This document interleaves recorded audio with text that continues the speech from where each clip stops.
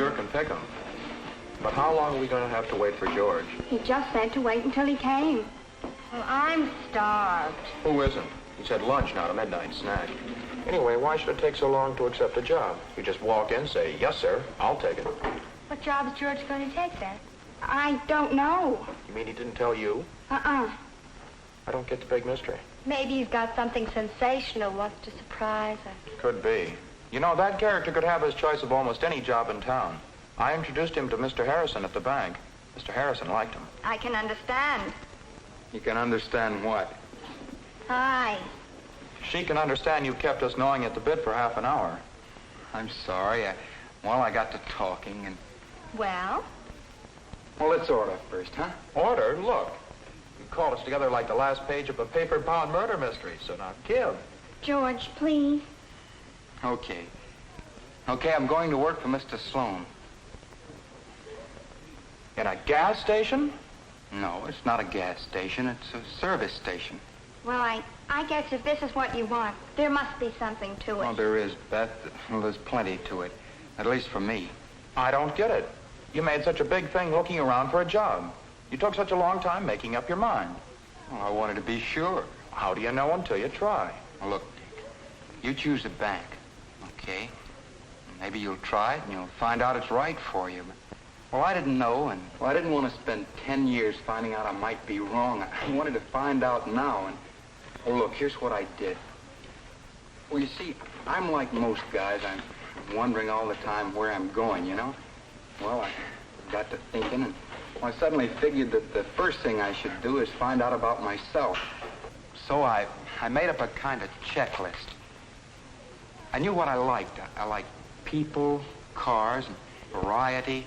Outside, well, if I could help it, I knew I didn't want a routine-type job.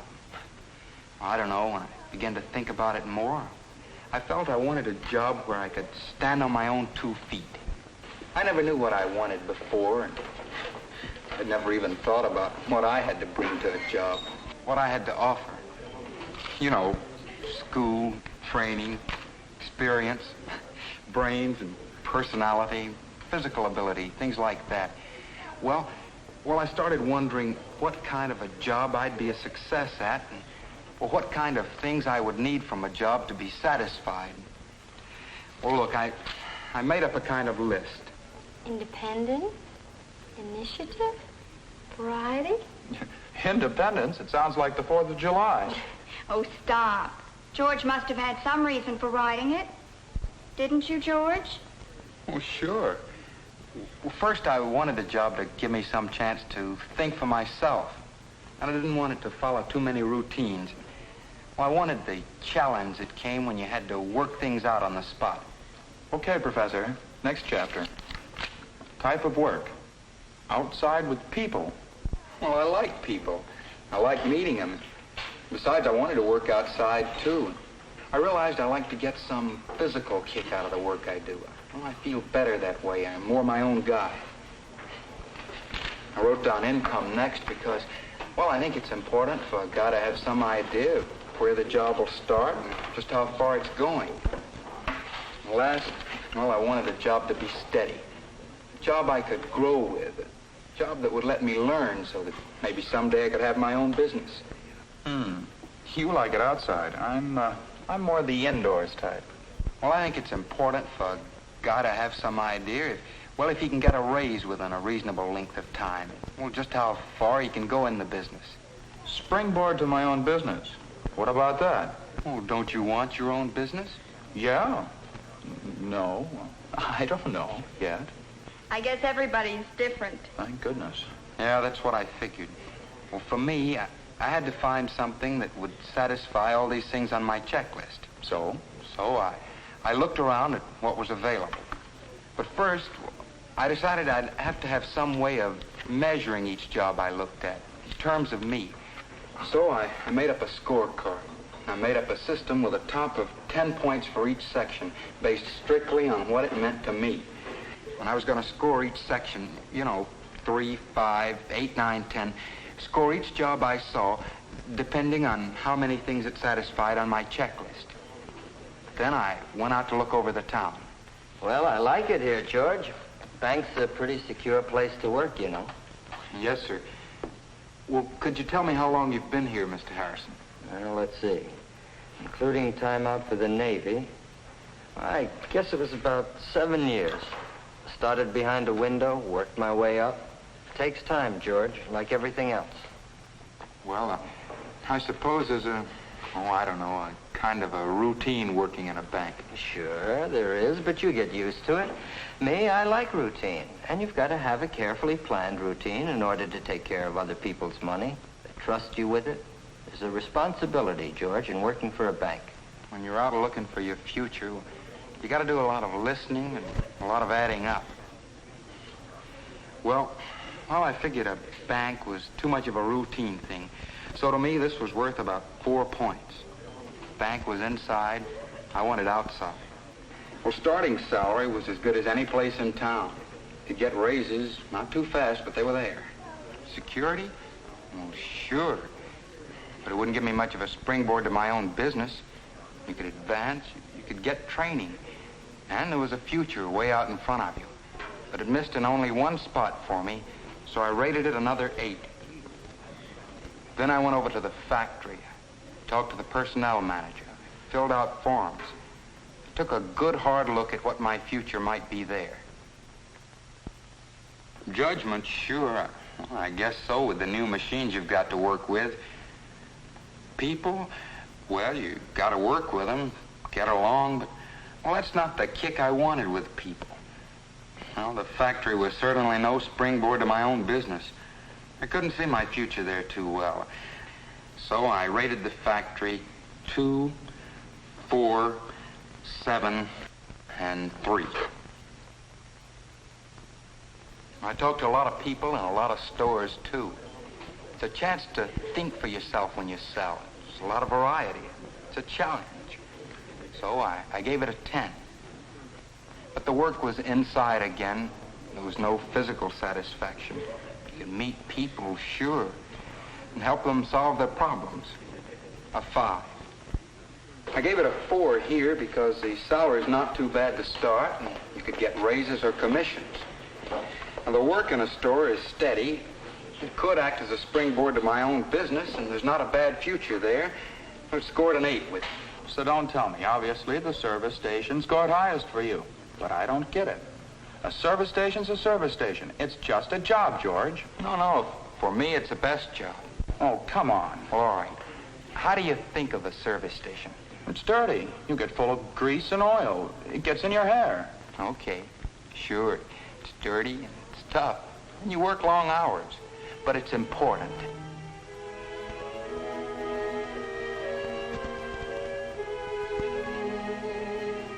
I'd been looking at this place all my life.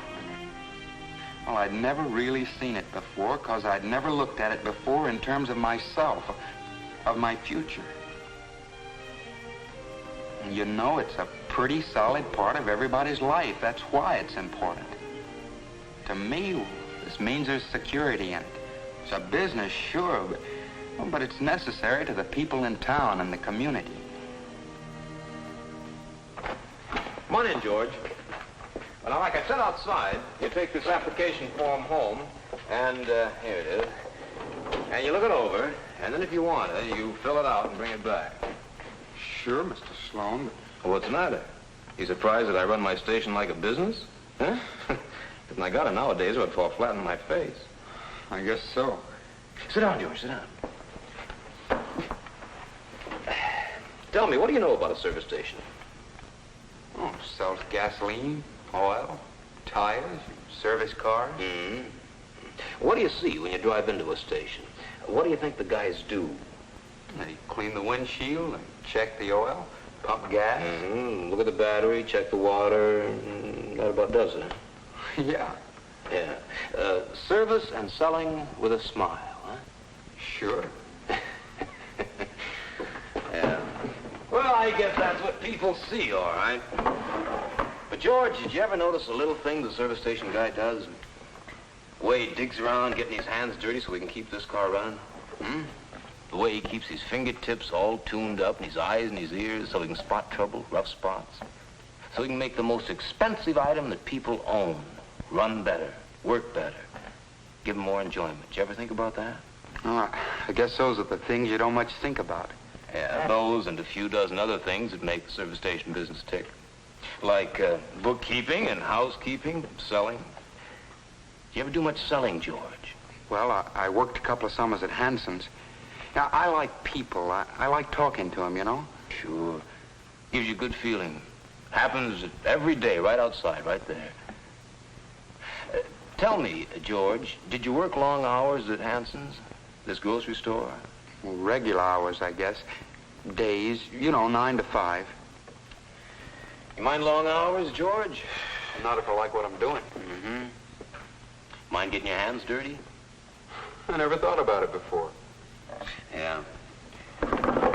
Well, George, I think there's a few things you ought to know about the service station business. Come on, you follow me and I'll take you out. He showed me, all right. He gave me the $10 tour with no soft soaping.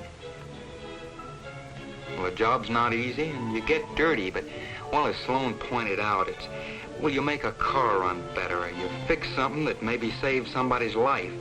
Well, you get your hands into something here, and you feel good at night when you go home, because you're working all the time with a valuable piece of another person's property. And you've got to know all about it, the way a doctor knows about the insides of a person's body. The doctor gets his hands dirty, too. There's a kind of a creative part of the service station business I never thought about before because, well, you have to learn to feel and smell and hear trouble before it starts. Your knowledge is always changing. Your mind's always jumping and growing because the models change and improve every year. And he didn't kid me about the routine things. They're there, too, just like they were in every place I'd looked, every single job. Well, this wasn't a job for anybody who was afraid of a little tough, dirty work. He had a lot of pride in what he sold, too. He felt that gasoline is one of today's biggest bargains. He said that the companies are always improving it, so it's 50% better now than it was 30 years or so ago, and the price is almost the same, too, except for what taxes have added. But it wasn't until I watched him work with people, with his customers, that I began to get a feeling of what the service station business added up to for him. Here was a guy who was happy inside. You could see it in the way he greeted people, smiled and talked. Well, people thought something of him. Boy, I saw that people were important in this job. Knowing them, liking them, meeting them on a good professional basis. I don't know, you use your knowledge, your brains, to be alert, to find trouble, to prevent it. It's important. And you're outside. You're figuring things out for yourself. You're standing on your own 2 feet. Just watching this guy and his job, I began to get a little excited. This man, working in his service station with all his knowledge, his attitude, well, this man was just as professional as a doctor or a lawyer or a ball player or anybody else. I'd certainly be thinking for myself on this job. Be a lot of variety, too. It's outside, working with your hands and people. Well, I'd seen it with Sloan. But along with what I liked, there was the dirt and the tough work, so... income. Well, he told me the starting wage, and it was up there with the top ones in town. Getting raises depended on how I improved, but Sloan told me he liked to give them. Well, I did what I did with the other jobs.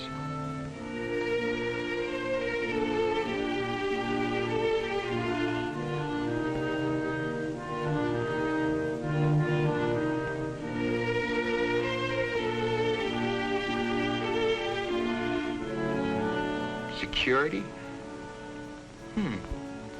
I didn't know. To the average person, a service station doesn't seem to have any future. Well, I filled out my application anyway. Up to this point, I was interested, but I wasn't sure.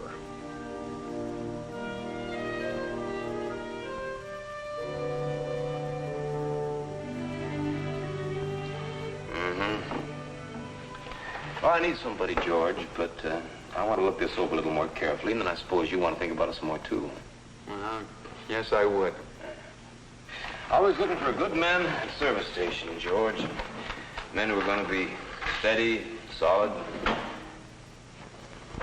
I don't want you to think it's going to be easy. Oh, I know, Mr. Sloan. Okay. Now, if you don't mind, I'd like to ask you one or two questions. Oh, sure, George. Go ahead, shoot. Well, I've got to think about my future. Not tomorrow or next week or even next year, but... Sure, George. I know. I was your age. There were certain things I wanted out of a job. Certain things I felt good doing. So I went to work for somebody else, like you're going to do. I went to work in a service station. Well, I met a lot of people, watched them come and go. Learned, studied, worked hard while doing it. Didn't think anybody was watching me.